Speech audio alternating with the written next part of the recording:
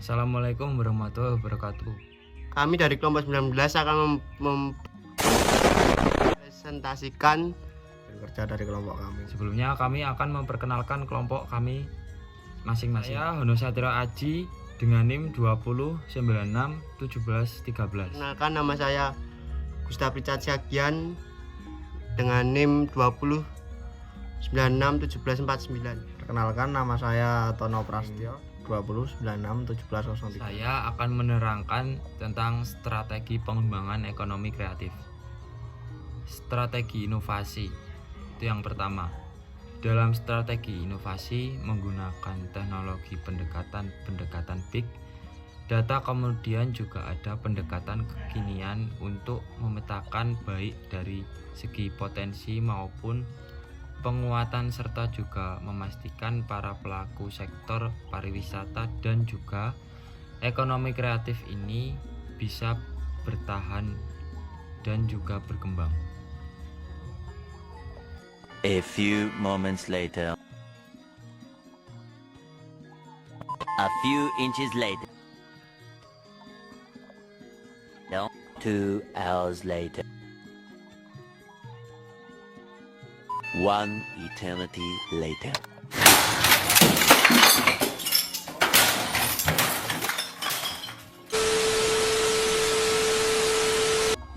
Selanjutnya, strategi adaptasi, di mana strategi adaptasi ini menggunakan kesehatan dan juga keselamatan di setiap destinasi pariwisata dan di setiap lini ekonomi kreatif.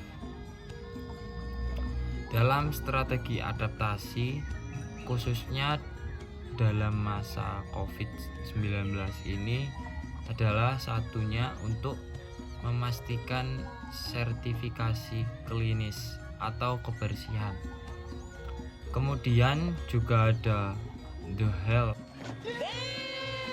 atau kesehatan, safety atau keamanan, dan juga ada environment sustainability atau kelestarian alam.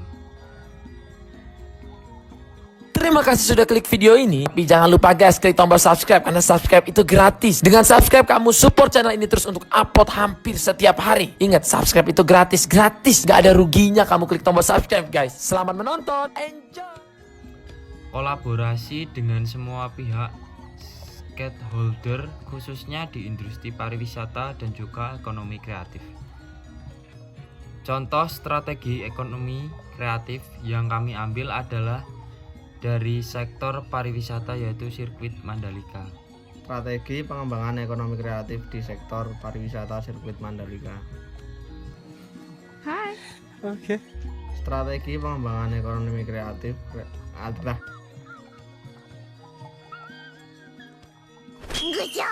strategi pengembangan ekonomi kreatif di sektor pariwisata sirkuit Mandalika.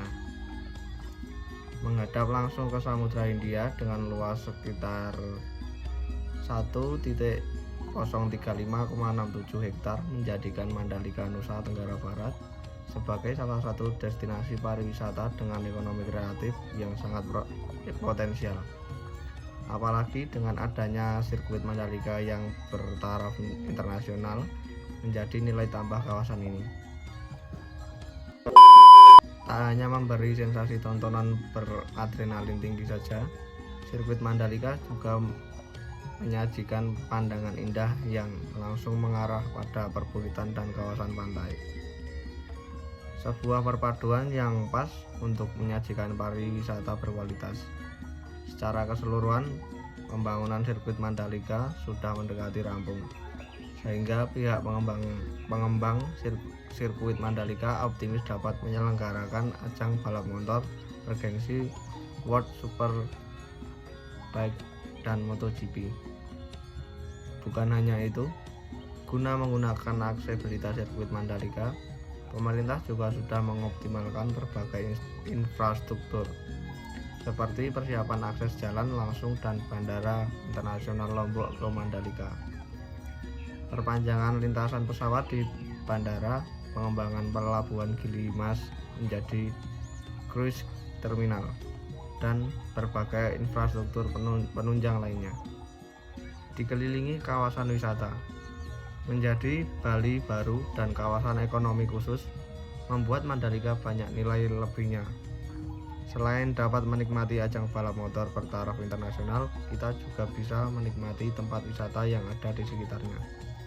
Mulai dari Bukit Merese, Pantai Tanjung, Aan, Pantai Seger, Pantai Kuta Mandalika, Pantai Gerupuk, hingga berkunjung ke desa adat Sade dan desa adat Indi.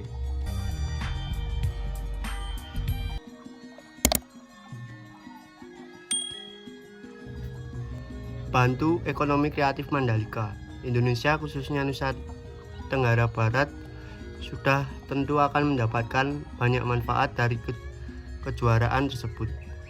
Masyarakat Indonesia akan mendapat hiburan kelas dunia yang digelar di negara sendiri. Selama ini mereka harus pergi ke luar negeri guna menyaksikan secara langsung balapan tersebut. Kejuaraan itu juga akan membuat pariwisata Indonesia bergairah. Indonesia akan lebih dikenal dunia. Puluhan ribu penggemar MotoGP dan World Superbike dari seluruh dunia bakal berbondong-bondong ke Pulau Lombok untuk menyaksikan jagoannya berlaga. Diperkirakan gelaran ajang balap MotoGP di sirkuit Mandalika dapat memberikan efek baik bagi sektor ekonomi kreatif sekitar.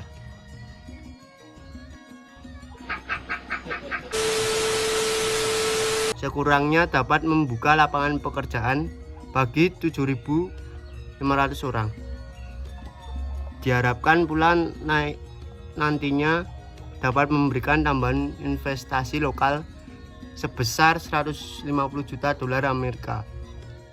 Ajang MotoGP diharap dapat meningkatkan jumlah wisatawan yang berkunjung ke Indonesia hingga 300.000 orang per tahun.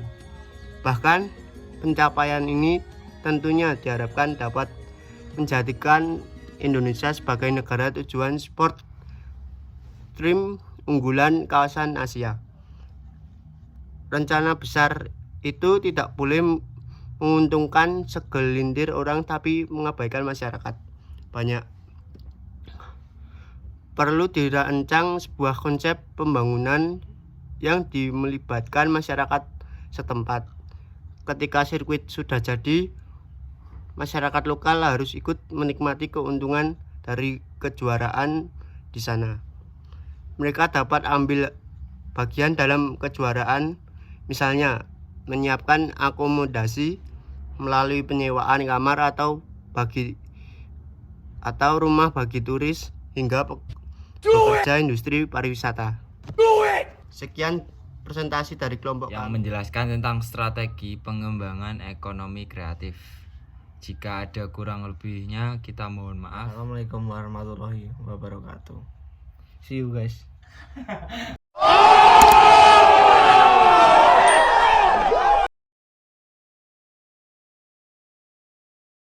Informasi. Kami dari kelompok 19 akan mempresentasikan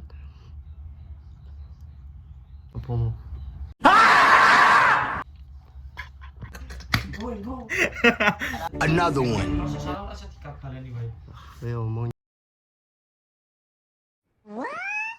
Sekian presentasi dari kelompok salah dong. See you guys.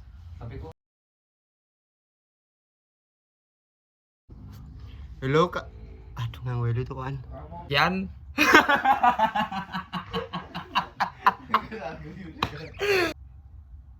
Sekian.